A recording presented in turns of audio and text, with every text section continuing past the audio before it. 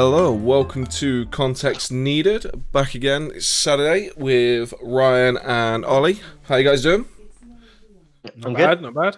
We had a bit of a scare with me worrying it was just going to be me, and then you guys turned up just at the last moment. Yeah, man. Better late than never. Fashionably late, alright? Fashionably late. Alright. Well, we do have a bit of an announcement about the podcast just for the beginning. We actually ran out of time to say it up Wednesday, so we are going to be moving this to just a weekly Saturday show from now on. We wanted to start off doing 2 shows a week, just to try and get a few podcasts under our belt, see how we felt about things, and we're enjoying doing this, and we want to move this to a weekly show now just so we can always make sure we've definitely got plenty to talk about because we like to talk. So, moving on from that, in news for me, I have ordered a new PC, and I'm actually quite happy with the new PC because it's actually going to have a new CPU. I'm not going to be using hand-me-downs or second-hand shit, which is what I've been doing for the past 10 years. You go for a new GPU? Yep, it's a full new build, complete new build. So I'll give you the specs, just because I know you guys would be interested. Hey, come on, you got to tell me, man. Come on. So it's a Ryzen 5 3600, the 6-core one. All that's going to be going through... Where's the motherboard on this? This is literally just a bit of text on my screen right now because of the way it prints it out.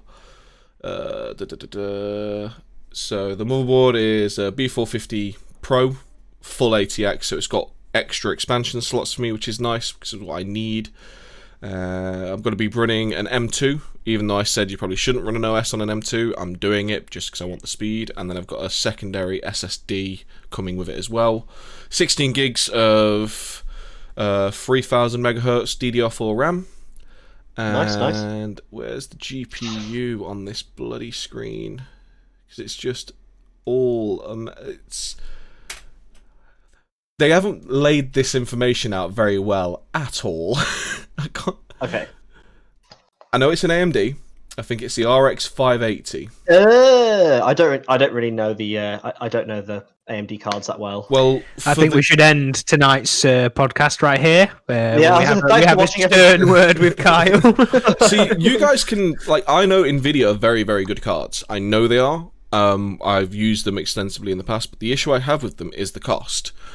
This graphics card is £158, I think it was in this build, with 8GB of VRAM at GDDR5 with a really good course with a clock speed. And it's what would be the Nvidia equivalent? Just so I know, I'll be honest. I mean, with that kind of VRAM, it's clearly quite a good card, but I don't really know where that sits. So the 1660 is only 6GB, and that's an extra £100. I think the equivalent 2080 is 8. Yeah, the 2080 is 8. The 2070 is 8. But obviously they have ray tracing, so they have slightly different technology, so that's why they're more expensive. Yeah. I'd say the equivalent is probably the DDR6 too. Yeah, they are. Those ones are. But yeah, the equivalent is probably the 1670. So I mean, fucking 150 quid. That is damn good. Considering you're looking at £300 for the equivalent Nvidia. Yeah, which is always what bothers me with Intel and Nvidia. This just the cost to power ratio. I think my only problem with AMD is the good old launch of Battlefield 4. And it was, it's an AMD specialized game. And it didn't work. Friend he just built a new computer. He'd done it all he got an Intel processor. Intel was the way to go at the time, so... Yeah, and he'd got an AMD graphics card. None of us who were playing it with Nvidia's had any issues with graphics on the game. I've never seen so many graphical bugs on one person's video, brand new, shooter game. Yeah. Than his. It was unplayable at times, and he's just there you can just be like, but mine's an AMD, where they're like, Nvidia. Considering it sounds like it was built for AMD, that's pretty bad. Yeah, I mean, don't get me wrong, if I had literally the cash to throw at machines, I would definitely get an Nvidia GPU because they are very good GPUs. I wouldn't get an Intel CPU anymore, because I think Intel CPUs compared to AMD's stuff now isn't as good at all when you look at benchmarks and stuff. I've not really looked into specs in like the past. Since I bought my last computer, I've not looked at specs at all. I'm just there like. Well, I'd say since Ryzen became a thing with AMD, they've been on top, because Intel just haven't been able to keep up power wise. I mean, and that's the just i9s are meant to be good though, aren't they? The i9s are good, but look at the cost. You can have a Ryzen 9 for half the price of an i9, I think, or something crazy like that, and it's more powerful. And do you know what the thing is as well? You can't, like, obviously I said my point about how AMD game, the graphics card didn't work with the thing, but that might have just been down to the game. Yeah, that's usually down to developer. I'd also say is the fact that AMD used to make the cards for Intel originally anyway. They were officially licensed by Intel to make their cards, so that's the only reason they're... And I think it's actually really crap that the two main businesses building it are just those two. Really, there should be a hell of a lot more competition. Well, the issue is the amount of cost it takes to make these things. Yeah. That's why they're kind of on top. The only other kind of stuff you get is SoC stuff, like system on chip stuff. But even then, Intel really holds the market there. But yeah, there's a bit more variation in the mobile games, though. Mobile phones, should I say? Mobile phones, but that's because you've got Snapdragon. But I think Snapdragon's a subsidiary of AMD. Let me have a look. I think the thing is as well with that though is the fact that we're looking at that, but this is mobile phones are all developing quite fast. So it's like what we're looking at now with mobile phones is what AMD and Intel was back when they first started making computers. So I think that's why there's a bit more variation. But even then, it's not. It's still only a few companies that are doing it. It's still not many. I've just checked Snapdragon. Snapdragon's their own thing. They're called Qualcomm.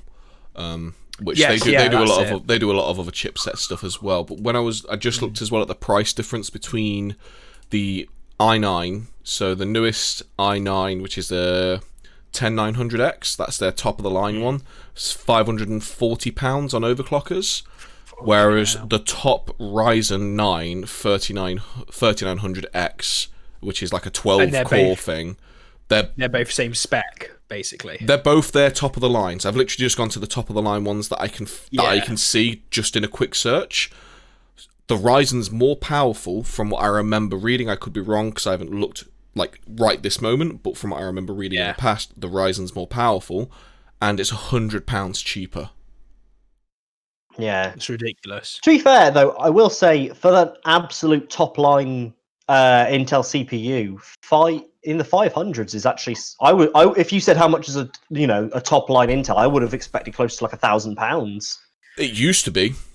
It used to be like that a lot. I swear because I only looked like maybe a month or two ago when I built my mum's PC. I just happened to just look at like just what processors. Yeah, here we go, Mum.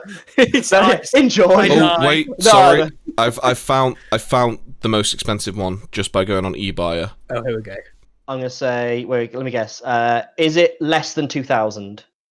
Way less than 2,000. It's not Intel Xeon prices. It's not server grade prices. So it's still in community. Is it 900ish? I'm gonna say. So you guessed 900, Ryan, and you guessed 800, right? Okay. So Ollie wins. It's £804.41 on eBuyer this moment. What I'll do is I'll just go and look. Is that RRP though, or is that what it's selling for? Is that like discounted, or that's what eBuyer this moment is selling it for? So I don't know if that's the RRP. I'm literally just going by. I expect the RRP because eBuyer is usually quite good on prices, so I wouldn't be surprised if that's under RRP as well. Yeah, probably. And then the most expensive... Oh, no, that's the Ryzen 5, because I'm an idiot. Let's do that. Okay, now the issue of looking at Ryzen is because they have the Threadripper, which is like server-grade stuff. That's way, way over the top more priced. But the most expensive Ryzen 9, which is the consumer-based one, that's 723. Yes, it's still cheaper. It's still cheaper. But... It's nearly £100 cheaper. Yeah. I think that's the big thing. It's close to that. The thing is, Go on, Ali. Go on. I was just gonna say, like that £100 you save there. Let's say you're doing a fresh build, that could be £100 more on a case. Get Yeah. a nice keyboard, a better monitor. Well, So this it is the does thing. add up. Luckily, because I don't need any of that stuff, I don't have to worry about that stuff. But like, if I was building from fresh to be a new PC gamer, you've got to think the amount of money it actually takes. Because a lot of people just, I'll just buy the PC and you're done. It's like, no, you've got the PC. So say you drop 900 quid on that, then you want to get a good monitor. You are looking £130 minimum for a good monitor, like an EOM, which is what I use as a standard kind of thing. That's the baseline. I mean, Maybe I just you want want- I've got Asus ones, and I got a new one, so that was 120. Yeah. No, 134 actually. I'm not going So to talk it's about how much my 130 monitor was. But that's the thing. They're entry grade ones, which is like what we're Yeah, it's talking not to even for the like PC guy. For a new PC person, that's what they'd be looking at. And then imagine like, well, they want a dual monitor setup, so that's another 120, 130 quid. So already we're over 1,200. Well, Then you're looking and at then you want to start looking at getting your Keyboard. faster refresh rates and stuff on your Yeah. monitors. I well, mean, this if is you where start looking at I'm just doing going that, into I'm just going into new PC gamer. That's not the stuff they'd look at. So we're just going basics. So that's already 1,200, 1,300. Then you're looking at keyboard and mouse. A lot of new people, when they'll look at this, they'll just instantly be like, well, I need a mechanical keyboard because that's what all the pro gamers use. That's easily 80 quid, 100 quid there. Oh no, I'd say if you're going to get a decent mechanical, you're definitely looking at hundreds. Yeah. I don't even think you'd find, like, if you're getting somewhere under 100 quid that's mechanical, it's going to be subpar. Yeah. Oh, you say that? I got a Logitech mechanical. I think it was. Oh yeah, I think 60? It's You a can lovely get keyboard. Yeah, outliers.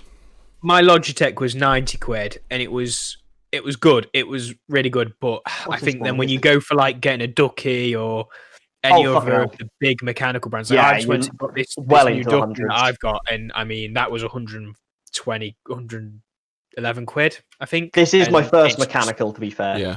See, I don't Oh, care. I'm an- I don't care about mechanical keyboards. I I've gone just back and needed a new forth. keyboard. Yeah, I needed a new keyboard because my old one was just getting a bit grotty, and I just wanted a new keyboard. Yeah. And I'm a like, bit of an addict. at just spending money. so I just thought like, oh well, I'll see what I've heard so much about mechanicals. I'll see what the big deal is, and I really like this keyboard. But honestly, considering this is probably like an £80 Logitech, and my old keyboard was like a £8 special off fucking Amazon, there's not much difference. Mine is literally a fucking Tesco special.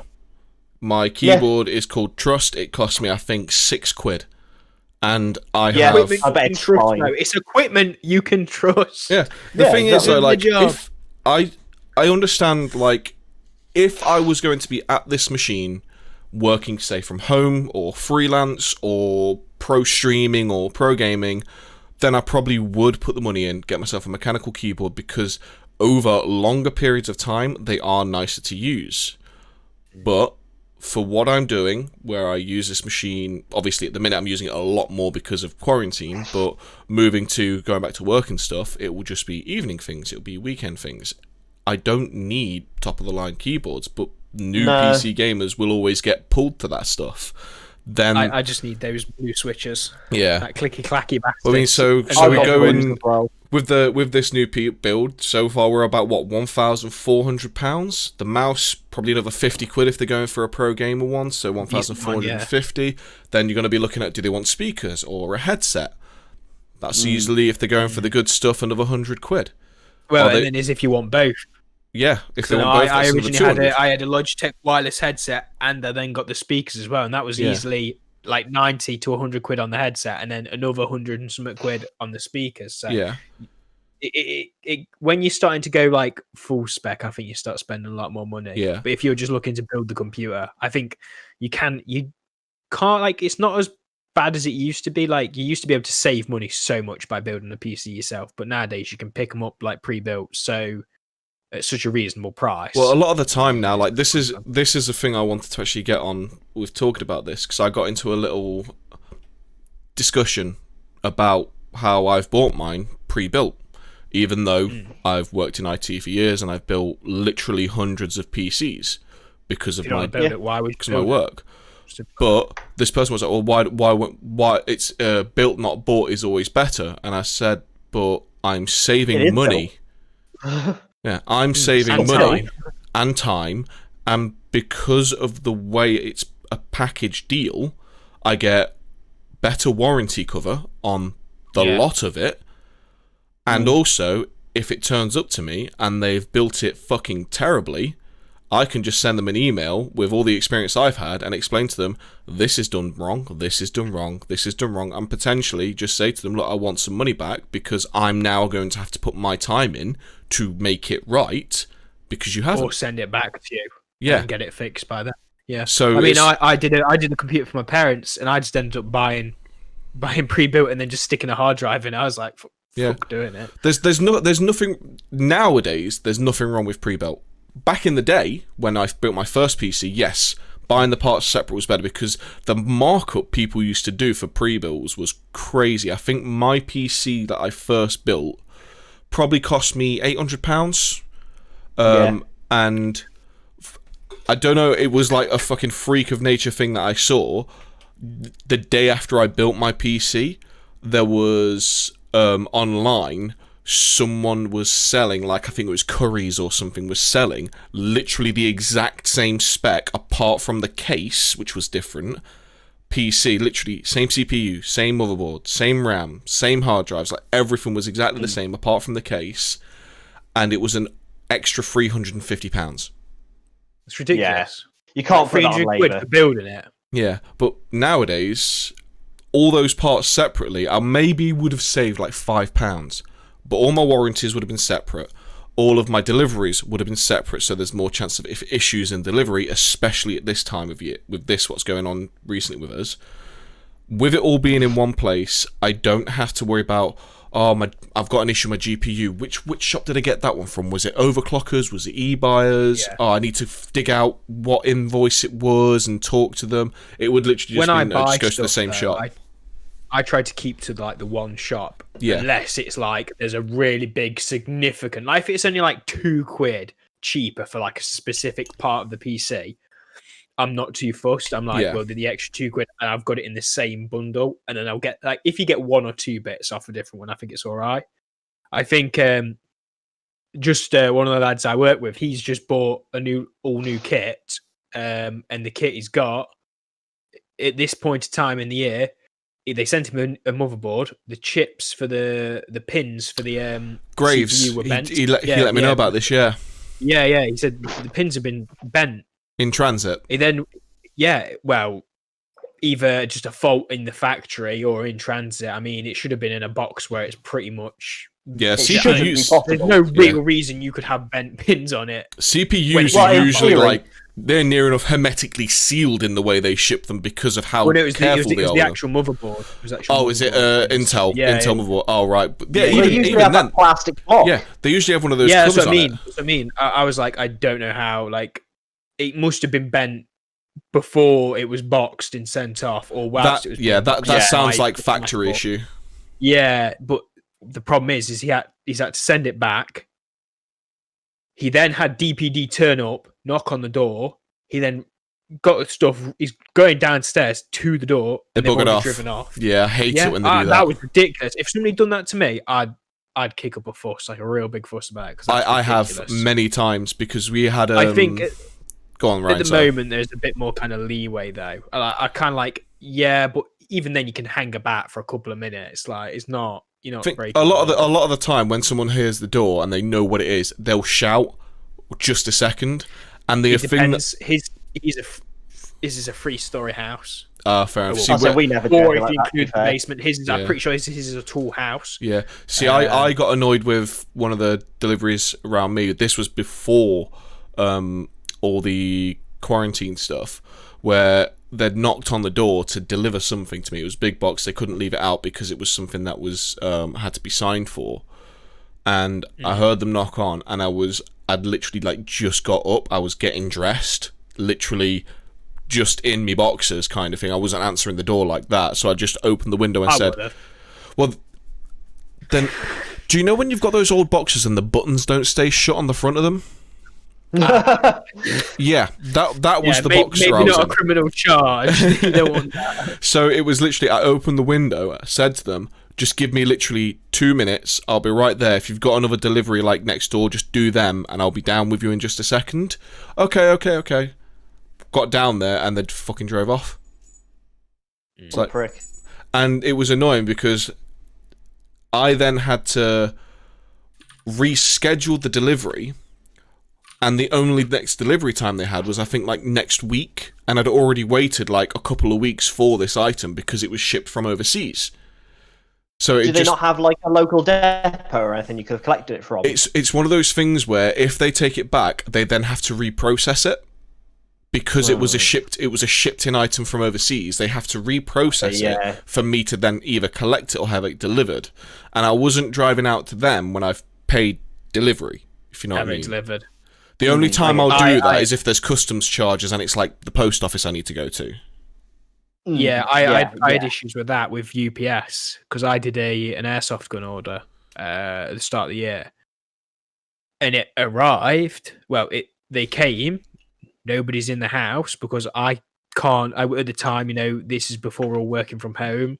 I couldn't, just work from home easily. I think obviously now, since we've had to work from home, there will be options for us to do that, which is an absolute blessing. So I can actually be here for a delivery. I don't understand why it's not a more widespread thing, because it's so fucking easy to do. But moving on. It's their fucking depots that get me, because they do it all by postcode, where really they should do it by the map. And they should go, we've got, because there's a depot for UPS, which is really fucking close to me in Nottingham. But because I'm in a Derbyshire postcode, they take it all the way to Derby. Yeah, it's not even just in Derby. It's up at the top end of Derbyshire. Oh, is it like Belper? No, it's not Belper. It's like just up the M1. But it's it's a trek out to get to it, and it's in some industrial estate in the middle of nowhere. And it's just like, bruh, why can you not just? I think there's a lot of that's part of the business needs to think it, but. Like, it's just deliveries. Deliveries can still be refined so much more. Oh, definitely. But they're not doing it. Let's face it. We've all had shit. We've all had shit deliveries. Yeah, I think Amazon do the best deliveries, but then Amazon have also got clearly the like we all know they've got a shit reputation for the only reason. The only reason Amazon do the best deliveries is because the delivery drivers fight over the deliveries. Because of the way the work does. There was a YouTube video I watched where a person is this guy who does like videos where he basically says, all right, I'm going to do this casual job for a week and see how much I can actually earn on it, see how much would it be livable on it. So he did like Deliveroo, he did Uber Eats, he's done Amazon, he's done all these ones. And he did this Amazon one, and you literally have to like either be on point the day that they're going to be putting out the actual delivery schedules and then pre-book your scheduled delivery slots, or you literally have to sit there refreshing the page on your phone to get any like pick-up delivery slots. And it's a dog-eat-dog world for them, and that's why they're usually very good, because when people get it, if they mess up, they could potentially be knocked out of the more deliveries. I think it's there's a lot of work that could be done on it. I think everybody, like as a society, we need to kind of like get a grip. Like, don't get me wrong, I absolutely adore next day delivery, and it is an absolute saint. Oh yeah, but I think we've all been spoilt with it. I think having to wait for something is, I think patience, there's that, obviously everyone goes on about patience as a virtue, and it's a bit of a cheesy line, but it actually is. There's so many people are just so impatient nowadays.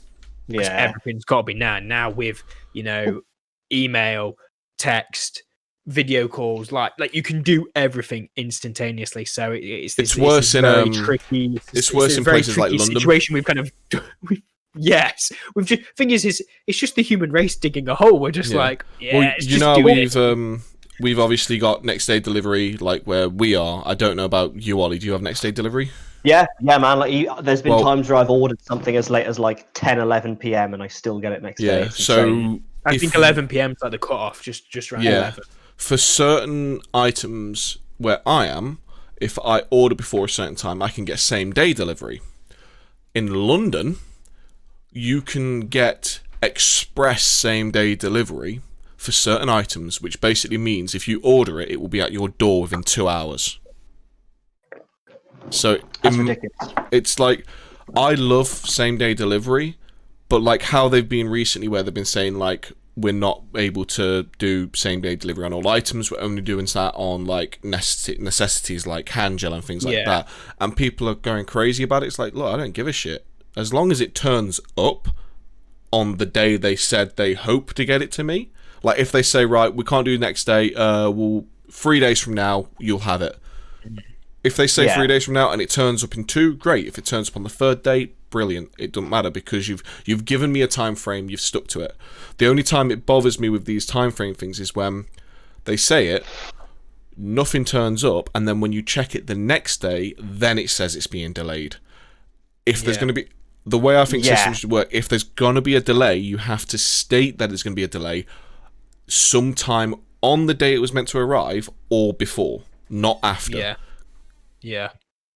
Yeah, I think it's you're fighting though. I think the problem is with the reason we need the same day delivery is because everything we order and we buy and we make nowadays is just made to break. I mean, for example, my mic stand. I know it's not the most expensive one out there. I still spent about 20 something quid on it, nearly 30, and it's already kind of fallen to bits after only using it for about like 3-4 weeks now, just pushing up to a month. Please tell me, because this is one thing that used to piss me off so much working in music tech. Did you loosen it before you move it? Yes, I do. That's not the part that's broken. It's the actual grip onto the desk. Did you tighten it too hard the first time? Well, no. The rubber's starting to come off, but it's not because it's been tightened too hard or anything. I think it's just like moving loose. Like when I bang the desk, it's just slowly, and like the glue doesn't seem very substantial on it. Yeah. Don't get me wrong. It wasn't. It was cheap Chinese stuff. Let's be honest. Just replace that bit. Usually those bits you can just put another rubber foot on it, and that'll be fine. That's what I'm thinking. And I was thinking I could probably like redo that and make it better. I think the problem is like do it the German way and over-engineer the shit out of it. Over-engineer the shit out of it. I think this as well. Like, I mean, with like the stuff breaking very easily, I think we get that a lot more nowadays because we are just purchasing cheap shite, and a majority of it is actually coming from China, and we are putting a hell of a lot of money into China, and everyone keeps complaining about it, but people will still go out there and buy the cheap shite from China. I'm not saying I don't buy the cheap shite because I clearly have with this. Well, I don't complain about it though. That's the thing. It's like, I think if we're really going to make a difference, and especially at the moment when there's a lot of controversy about obviously certain aspects of what's going on in the world and where it's come from and what's been happening, which we're not opening. We're not opening that kind of worms. I think maybe I think there's a time like where people are actually going to have to start changing, and I think like you're only ever going to get that change is if we have like some strange dystopian dictatorship where we start forcing people to like I think bring back manufacturing to the UK, to these other countries. I mean, even America's actually got quite a good manufacturing thing, like for very bespoke items. Like you can get some really nice made like knives, leather, just utensils, equipment, items that you'd buy usually cheap from like IKEA for instance. The thing with America, a lot more opportunity there. With the manufacturing thing, America has the space for massive factories, for buildings, and for livestock if it is leather. But the issue we have a very, very high population per mile. A lot of the places that we used for like infrastructure and manufacturing has all been taken over again. We knocked down and we turned into houses. Yeah, I mean, there's literally a mill where I used to go to uni. I walked through there was a place in Derby, which was literally just loads of factories for all the batteries we used to make. Because obviously UK was one of the biggest kind of battery makers and exporters, and there's all these factories that are dilapidated or now been turned into houses. And we just don't have the space for the manufacturing anymore. So like when people say, oh, well, I'm just going to buy British and only British, and it's like, good luck living, because you're going to get fuck all. all. You're gonna have to get it made yourself, and you have to find like people like really rough in the sticks to make everything. I think like even where I live, there's a mill, and that's been turned into flats. A big old mill. Yeah. I think it was a steel mill, and it's I think obviously like I think the main thing that's kind of the main thing that's kicked us in the arse manufacturing wise is health and safety. I mean, let's be honest, you're gonna go over to China or whichever country ever. Health and I don't think safety it's that. increases productivity, actually. Yeah, honestly, does, as but then someone there's, who like- works in a lot of factories, like it's not health and safety. Honestly, people don't want to do those jobs. Yeah. You go into most factories around here, and I would honestly say 90% of the people on the floor in those factories are Polish. And it's like people complain, the immigrants taking our jobs. It's like, Well, they they're want not the jobs. taking anything. They're taking the jobs that people aren't doing. Yeah. The person who's sat there saying that a majority of the time is usually sat on their arse watching. Exactly. Kyle. Yeah.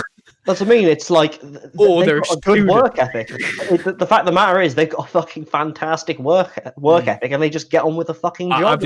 I've never met one who doesn't just get on with the work and isn't Yeah. a lovely person as well. Yeah. I've Yeah, never that's met so one who's sad. horrible. It's the I thing, think though. that's It's like the thing because as it's well, not everyone's even. so entitled here. Yeah, it's even when you go to it, because it's not just like Polish people. It's just in general a lot of every Immigrants, immigrant and migrant I've worked with, whether it be through security, whether it be when I worked in fast food, whether it be when I worked on the phones, or when I worked in IT, or I won't say game studio because the whole thing with game studio is trying to get worldwide talent, so we like sponsor people to join us, so that's a different kind of aspect because It's like being a musician, isn't it? Really? yeah, Like getting that's the best musicians I in your orchestra. wouldn't say that was a good look at how it is, but every other place I've worked in and any immigrant or migrant I've worked with, they've always just got on with the work.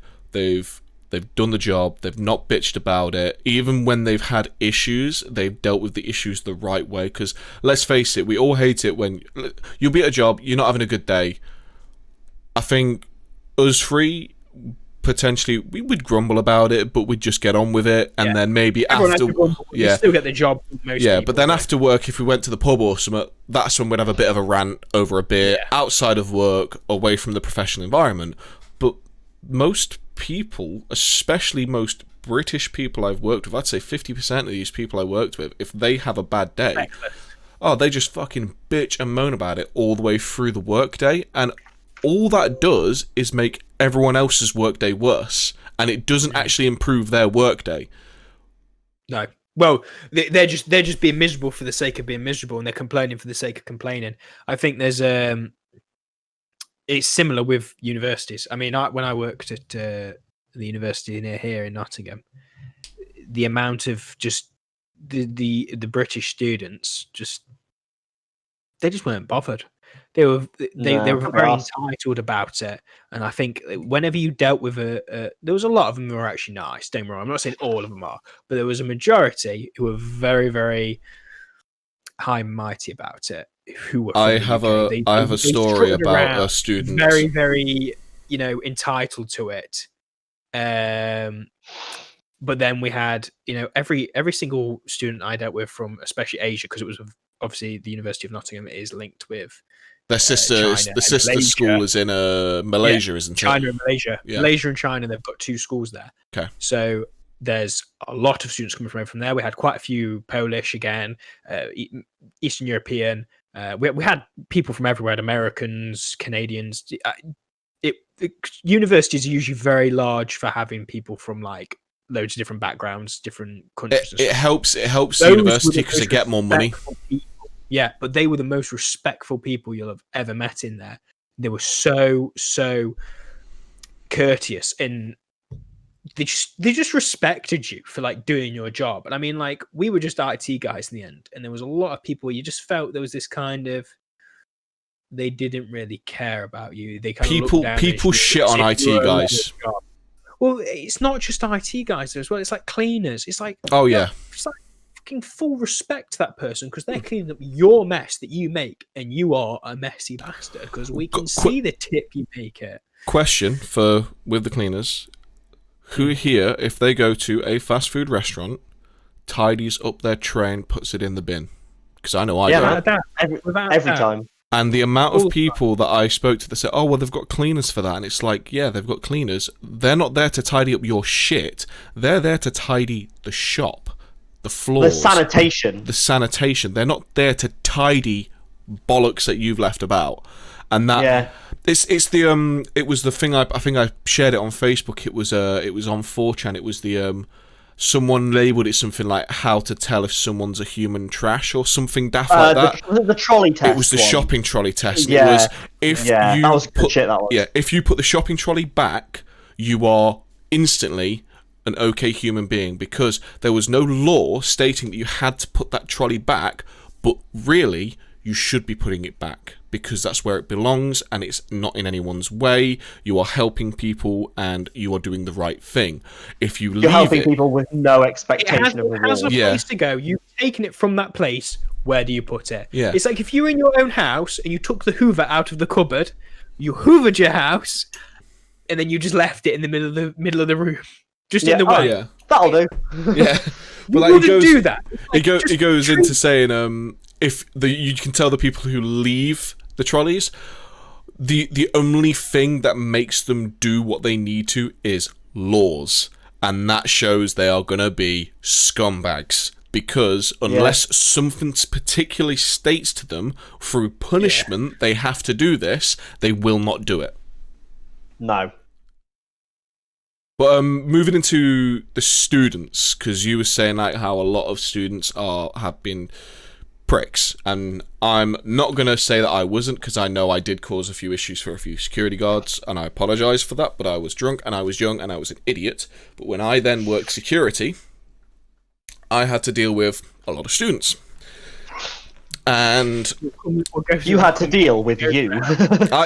it was literally I can't drink or go to nightclubs like heavily anymore. I can't go into a town centre and drink heavily anymore after the stuff I worked in security, because I'd see how people were, and I literally thought to myself, holy shit, I was like that, and I don't ever want to look like that ever again. And it kind of put me off. Like, I'll go to a pub and have a few beers, but I won't go out and get trashed in public places. If it's a private party, it's a different story, but in a public bar, I won't do it.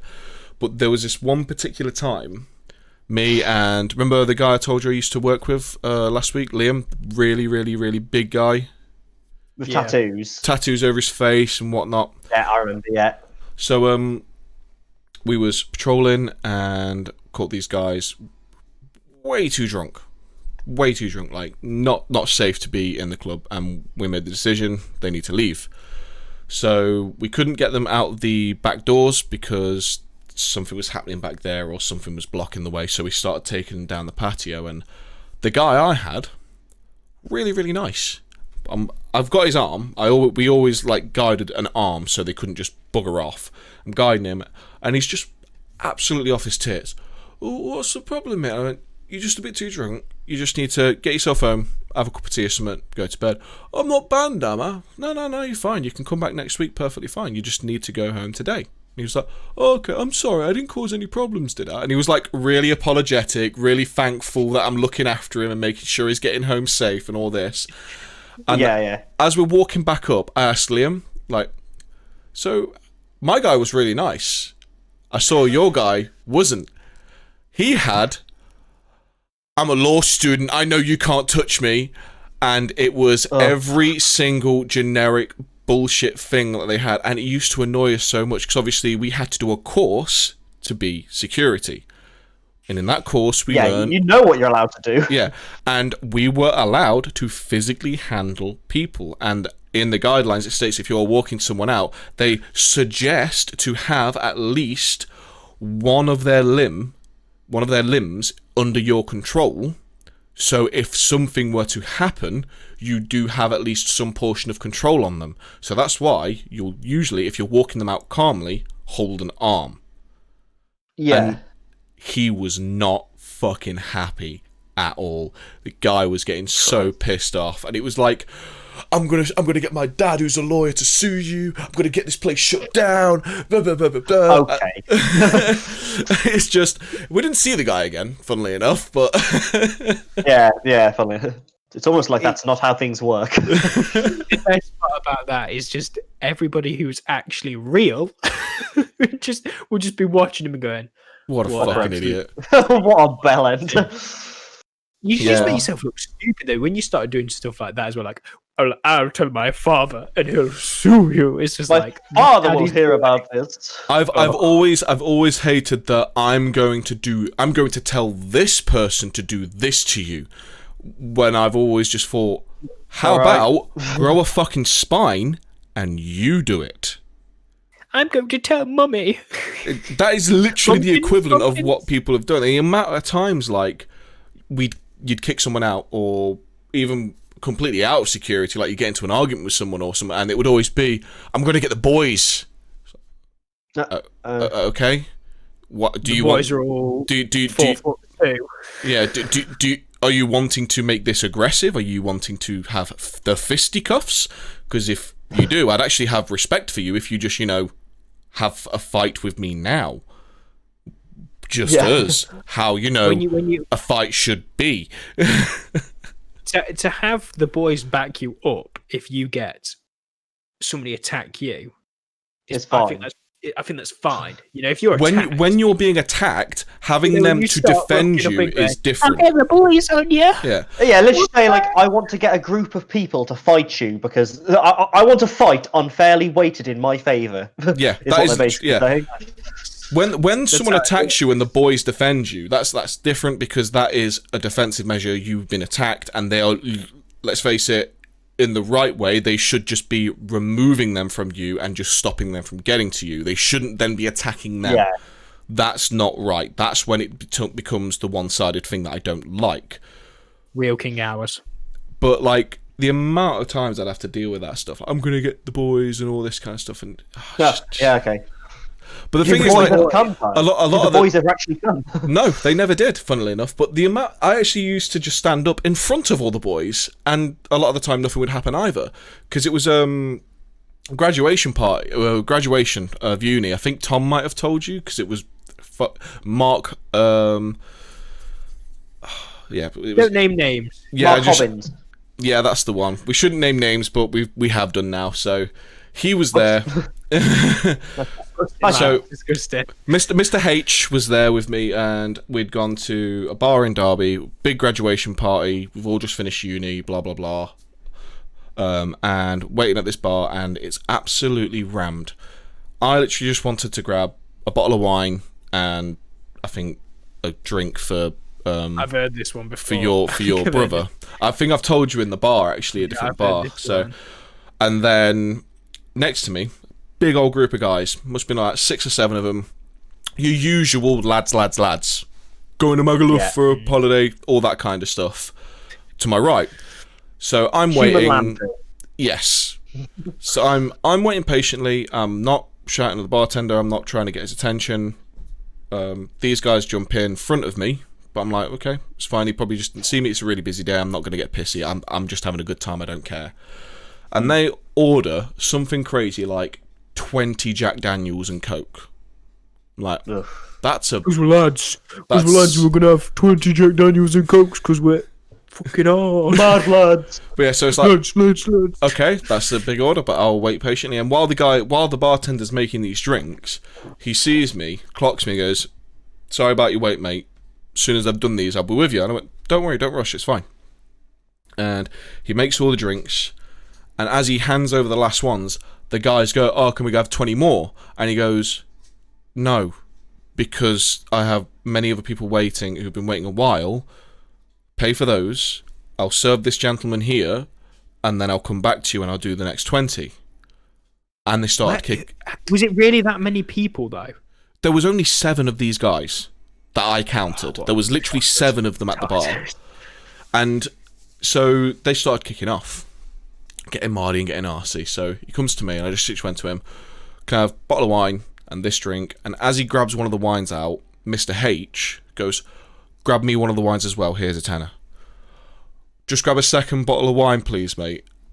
Easy one, because he's not pouring a mixer. It's just a bottle done. Oh shit! Just hit my mic. And as I said the second bottle, these guys from Alright really started kicking. Oh fucking hell! Now he's having the extra drinks. It's funny how he gets the fucking extra drink and we don't.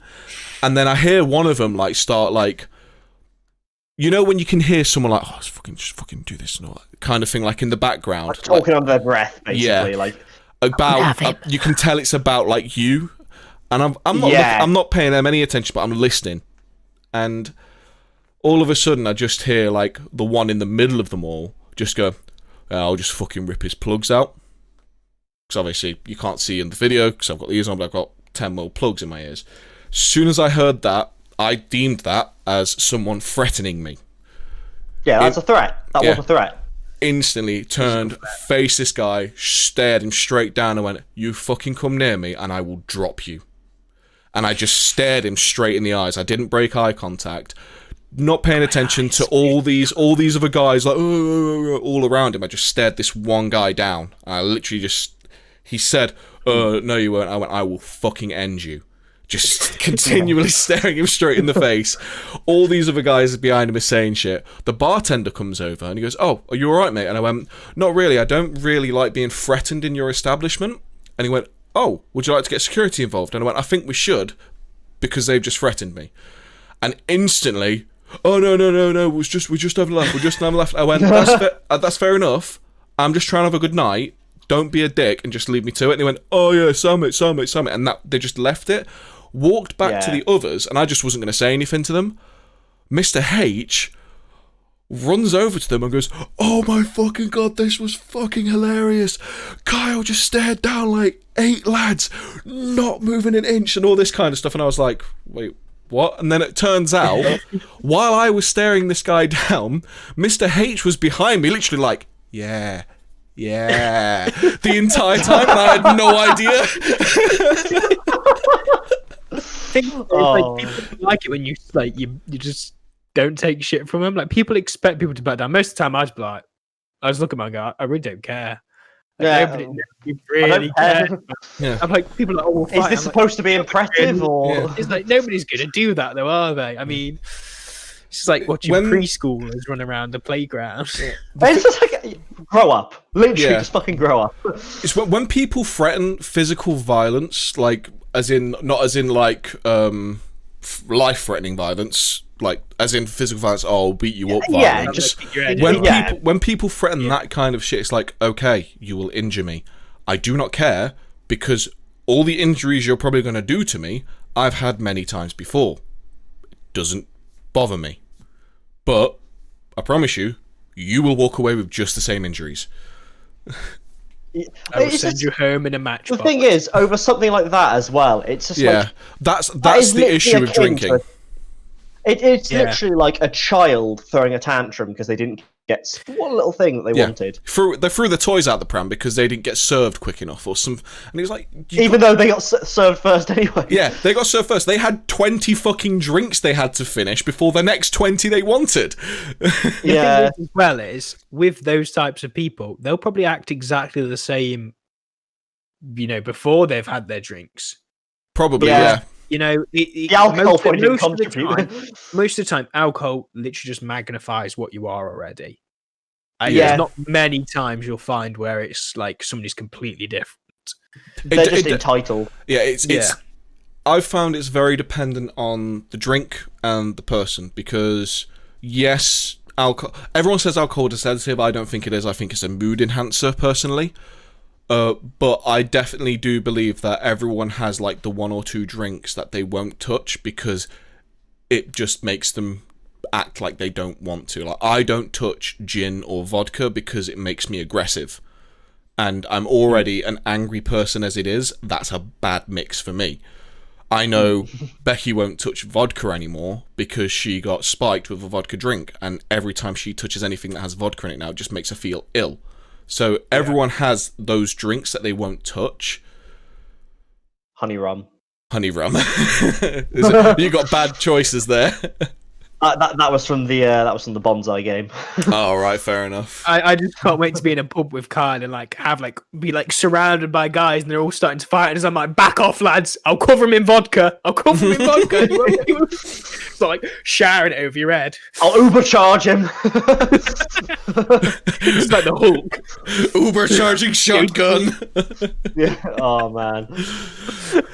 It's funny because like with like the violent side of it as well. It's like obviously with me that kind of stuff doesn't bother me because I do the combat training stuff anyway. But like I've been doing like combat training and sparring with people that act like that on nights out, and I remember the first time we did sparring for my charity fight I did, the first sparring you did was the fucking scariest thing I'd ever done, because it was the first time you are going into a situation to technically fight. I know sparring isn't fighting, but technically you are going still into engaging. you are going into a fight that you can't rely on adrenaline, and the amount of people that in that situation being told stop, calm down, because people were treating it like a fucking barroom brawl and throwing hands at full capacity.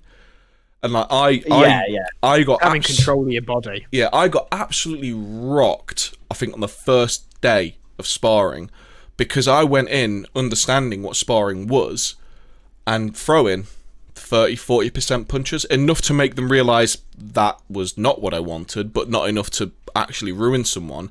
And this guy, the first guy I thought was the style of like, lads, just comes in, a right hook at full pelt. And it's like, not prepared for that. Bang. No. Bruh, really? Well, it's dangerous as well at the end of the day. If you hit somebody, like it's how Houdini died. Like if someone hits you, if you see it coming, your body can prepare, you can tense. It does prevent a lot of the damage. But if someone hits you really hard and you have no way of like, if it catches you unawares, it can do some serious fucking damage. There was like a guy in Spain who got killed just from one punch. Yeah. I think people don't realize how much damage you can do just with like your physical body. Yeah. I mean, we used to just go and kill animals with our bare hands nearly and sticks and rocks. I mean, I think that's what people have got to remember is before we were what we are today, we were just killing machines like any other kind of predator. The thing you need to understand there is, though, we weren't killing machines with our fists. Our body, it's the weird thing about our bodies. Everyone seems to think to go into a fight, the most damage you could do is clench your fist and punch the guy. But when you look at our bodily makeup, our hands are not made to do that. Yeah. They're not. It's the endurance. Yeah. Unless you grab his dick and twist it. I mean, all right, Master One. Grab his dick and twist it. But like the amount of like small intricacies in our hands, they're not built to do punching, and that's why. Like, fair enough. Heavy props to the people that do bare knuckle boxing. Heavy props, because that's some scary shit even to me. But I just think that's a bad thing to do because your hands are going to be ruined. That's why boxers use gloves. That's why even MMA, they have a small amount of padding to do at least a bit of protection for your hands. Because even in MMA, people break their hands punching each other's faces. And then you're like, oh, great, well, now I can't punch with that hand. But our hands are made for grappling. That's what we did. Yeah. We just wrestle shit. Well, Carl, I know punches are very bad, but have you ever had a Chinese burn? Ooh. Don't mess with that. Oh, Carl coming in with a Chinese burn, like dodging a punch and Chinese burn. I did have someone. I had someone in jiu-jitsu did that to me because of how much better at jiu-jitsu he was than me. Rather than putting me in a proper submission hold, he just Chinese burned me, and it was one of those. Stop! Stop! What? Why did you do this? Ooh, it'd be like carrying like wax strips on you, just like quickly pull them out and waxing them on. Why? Oh, yeah, so stop it! Why did you do that? How humans became apex predators with wax strips. Just like irritating all the other animals into submission. You got these wolves like the wolves are just walking about. These guys are just dicks, man. Look at my legs. Fuck this, I'm out. They shaved one into a poodle. Yeah. What if we became the most dominant species, even though we were vegan? Yeah. We didn't eat anything except for plants, and we're just there. We didn't eat or kill anything. We just bothered the rest of the ecosystem into submission. To be fair, I know many people that would very easily be able to do that because they are the most annoying fucking people I've spoken with. That reminds me, I told you guys a story about the lad who, I think I talked about it on our pilot. I don't know if it was when we were streaming properly, but I talked about that lad who came to us as an apprentice and he just started doing we weren't streaming, I don't think. We weren't streaming at this point, no, so. Did we just record? It might have just been, it might have been when we were on pilot. Is it in SnowRunner at the time? I think it might have been, because obviously the pilot we was very, very impromptu, so it may have been in the conversation we was having beforehand. Did you not say about him when we were playing Armour once, actually? I think I probably did as well. Armor. Yeah, you mentioned him when we were streaming. But anyway, just restart it, redo it. The apprentice who was a knobhead. I've told you guys that story, haven't I? Yeah. Just didn't do the job and left. He contacted me the other day, wanted me to charge his air rifle. It's just like, no. What? You tried to get my You tried to get my family's business shut down just because you didn't want to work for us anymore and didn't want to just come say you didn't fancy doing the job anymore. So you decided that the whole business needed to go down. Cost us tens of thousands in like all kinds of extra. And then it's like, hey, can you just come fill my air rifle up for me? No. Get fucked. No. I love it when people like. Cunt. I love it when people do that and you just go to them. No. And they're like, I haven't replied. I just ignored him. But I live for that shit. I love it when people who fucking try to be dicks to you come in and try and like be friendly again, and you're just like, no, and they're, oh, well, why are you being a dick? And then you just remind them of why. Yeah, the only reason I haven't done that is because I still have to potentially be around that person for a while. Oh, he's on the same college course. Ah, fair enough. So I didn't want to make things unnecessarily difficult, so I just ghosted. What gets me is like when people expect you to like them because you are doing the same thing as them. It's like at work and at school, and so people expect you to like them. It's like, no. It's like people try and add. Like, how many people do you have try and add you from school who you're clearly never were interested in? I didn't get many because they're like, I wasn't a popular person, so I didn't get many of those. Well, no, that's the thing. Like, thing is I deleted my Facebook account from when I was at school and then recreated one afterwards. Facebook wasn't a thing when I was in school. All right, yeah, it was. MySpace then. Yes, it was. It absolutely was. No, it was made and it was online, but it wasn't a thing. It was MySpace. I guess not. Yeah, it was around because I remember I was on it. Yeah, it was there. It was a real thing, but it wasn't our thing. It was still MySpace. I was in year 9 when I first got on Facebook, so you would have been in year 11. So it was definitely around, but it wasn't what it was today. Facebook became a thing for like the people I knew. My first year of college. College, yeah. But before that, it was just MySpace and MSN. They were the thing. That was what it was. Oh, mate, excuse me, Bebo. Oh fuck! I remember Bebo. Bebo. That thing's still going, you know. I'm sure that's still going. They were gonna apparently. I want to go back. I want to see all the terrible stuff because it would have been the most. It would have been from when I was like 11 on to about 14. Bebo. Oh my god! They tried to revive it and it just never happened. I've just got the contents of the Wikipedia page and it sounds fucking dramatic. So yeah, man, the shit that happened with Bebo was crazy. Just the contents. Criteria and capital partners ownership transfer 2013. Bankruptcy and sale 2014 to 16. Return of Bebo and introduction of Bebo Blab 2017 to 2018. Bebo streaming software 2019. Sale to Amazon. Oh Christ! No, it was to Twitch. It was to Twitch. Yeah, but Amazon owns Twitch. Yeah, no. So it was 25 million. Did you ever have Bebo, Ryan? I'm not sure if that would have been slightly before you. I never had that. You would have owned, because to be fair, like I was like 10 or 11, so you would have been. I had Bebo because that was like the first places where it was like, oh, this is a quiz about me. Let's see how many points I get. Yeah, that's it.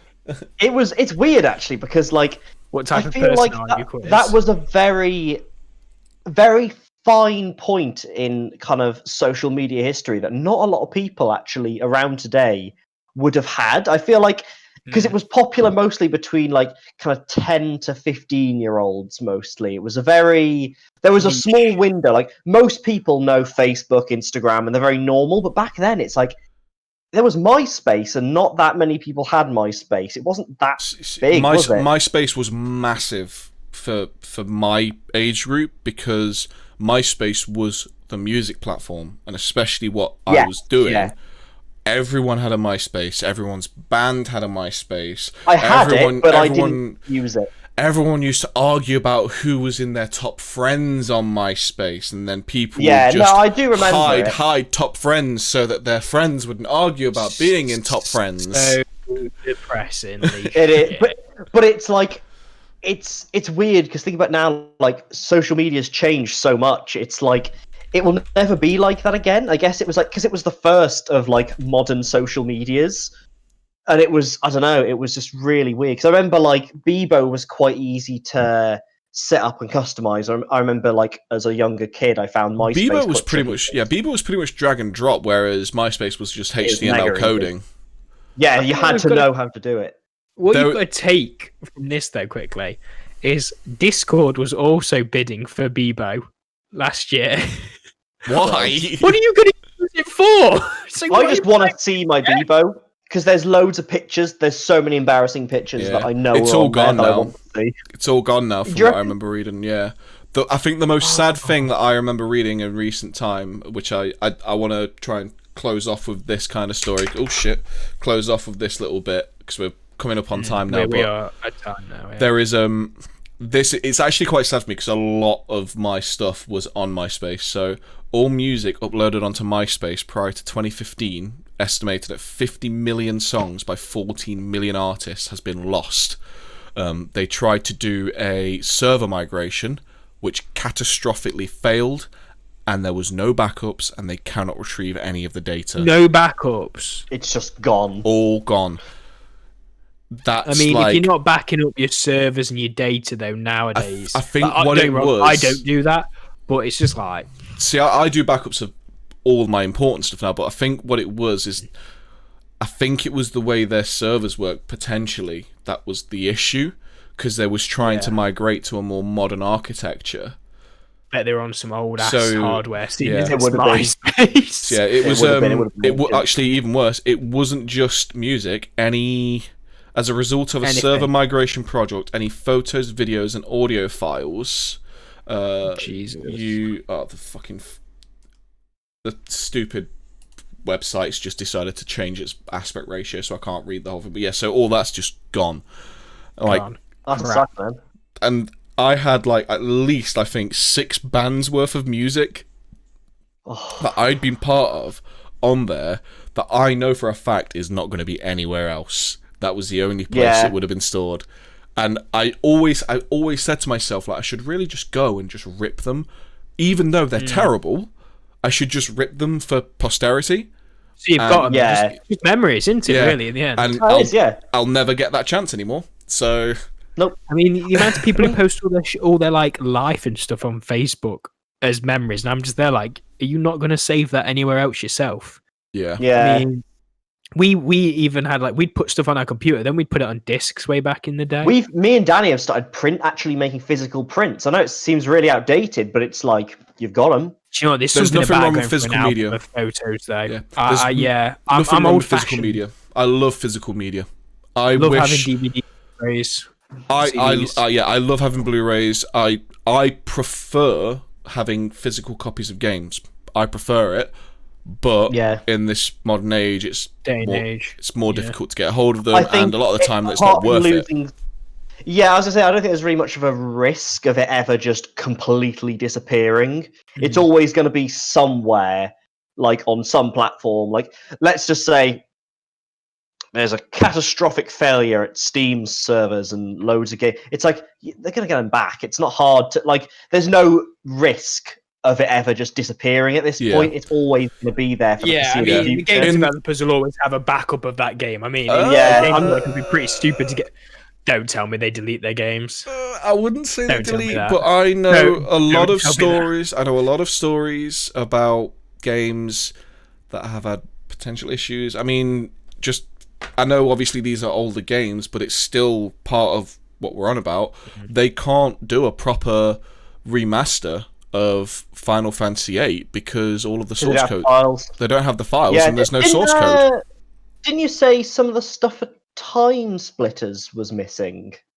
Or am I thinking something? I was watching a video. It might have been because I've been watching a lot. I know stuff about that I can't talk about. And no, that's fine. No, it's just if I told you stuff. Anyway. Yeah, it's just if I told you stuff that can't get out. Kill you. It's just I know I've talked about some of the stuff that's not allowed to be out in private. No, so fine. I just wanted to, just in case.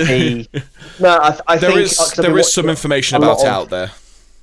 I think what I'm thinking of, it might be one of the Zelda games. Yeah. It's either Zelda or possibly it's a Nintendo game. I know it's a staff. Like I've been watching loads of videos on just like not necessarily like the lore of the games, but literally like the kind of technical and developmental background. 20 facts you didn't know about Legend of Zelda: Breath of the Wild. When you backstep, he goes hep hep. Hip. No, I was watching one. It was like a lot of the technical differences between Ocarina of Time, N64, and like the new 3D, and like it's things like. Oh no, you guys haven't played them. What am I talking about? You guys don't know any of this. I don't know that, but I do like looking at the technical stuff of it because game engines are incredibly interesting. There was a certain area where you're in the center of a town in the one area on Ocarina of Time, and the idea is it's almost like it's a circular area, like a town square, but obviously it's like round. The camera's pinned in the middle, and it always follows you around. But the way they did that level was the camera is obviously stationary and following the player rather than over shoulder as it usually would be. And they made a 3D mesh of where everything should be, but nothing's textured. It's all they literally just drop a texture, like a flat image, over the camera that's literally like, if you were to imagine it in a real space, it's maybe about a meter away from the camera. Yeah. But then it allows the entities like people behind it to be cast through the texture. Yeah. And that's how it works. Whereas on the new 3D version, they've actually modeled it and it's actually there. It was, if you go in like... It's a way they would save kind of like obviously memory and stuff. It's safe. Yeah, that's absolutely it's just like it's a weird form of optimization. But like if you get a free cam on the original N64 Ocarina of Time in that area and move it, you can basically move out of that texture and you can just see like just flat green geometry of where everything is for collision purpose. It's really weird. Yeah. But and then the characters are obviously in their 3D area. But yeah, the actual whilst it feels like it looks good, to be fair, like if you didn't know, you'd think that there is a good bit of depth in it, but it's literally all a 2D image right in front of the camera. Yeah. But it did a pretty good. They did a good job. It's a really like that's the kind of videos I've been watching with like little details like that. But it was I swear, there's an old Nintendo game that they don't have the original files for anymore, and I can't for the life of me remember which one it was. That won't surprise me though, with like Eurasian developers and like Japanese as well. They've got some really weird ways of working over there. Yeah, it's developers all over because they nearly lost all of the Kingdom Hearts files to a fire. But then in America they've lost. What was it? There was some shooter. I think there was nearly an issue where Half-Life nearly got lost at one point. Or something daft like that. But we need to close up. Well, it has been. I mean, they've still not had the third game. Let's be honest. Yeah, that's the issue. They keep losing it. Yeah, so we need to close up. I'd love to talk about Half-Life because it is a thing I love, but we need to finish up. We're running over time. I could talk about that for a long time. Yes. So, like we said at the beginning of the podcast today, we're moving to just a weekly format. It's just going to be on the Saturdays now, 9 p.m. GMT. If you do have any questions, queries, or information or corrections on anything we've talked about today, just drop us an email at contextneededpodcast@gmail.com. We'll all keep an eye on that just in case anyone's popping in. But to anyone who's listening on YouTube or on any of the podcast streaming services like Spotify or Anchor, thank you for listening or watching. I've been Kyle. Thanks for watching. And you guys, Ollie and Ryan. Thank you for watching, guys. Read Berserk. I nearly said watch Bleached. I'm like, no, you may as well just like. Well, actually, no, you've got plenty of time since we're in lockdown. You've been doing I've never that. watched it. You've been doing that for fucking 6 episodes, and now you mess it up. I mess up. Well, you know what? I'll also put in a nice one there. The bees are our overlords. Praise them or perish. There we go. All right, well, There's thanks no very such much, thing as guys, my new and one. we will definitely see you guys next week. Cheers.